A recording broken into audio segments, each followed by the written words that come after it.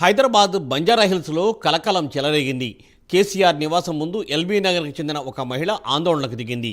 న్యాయం చేయాలంటూ నినాదాలు చేసింది. కేసీఆర్ను కలిసే వరకు వెళ్లనని హల్చల్ చేసింది.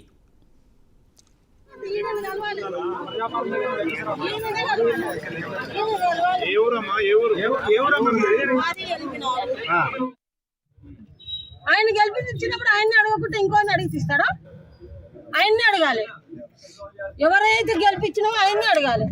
కేటీఆర్ని అడిగితే కేటీఆర్ నా గెలవాడు, ఆయన పొత్తు వీకి పెట్టాడు, ఈయన పొత్తు వీకి పెట్టాడు.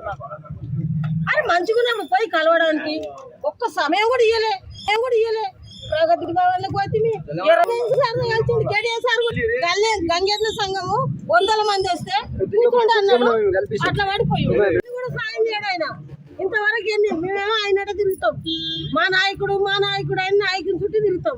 నాయకుడి పని ఒక నాయకుడు మనకు కేసీఆర్ చుట్టూ తిరగలేదా? కేసీఆర్ కోట్లు వేయలేదా? మేము గెలిపియలేదా?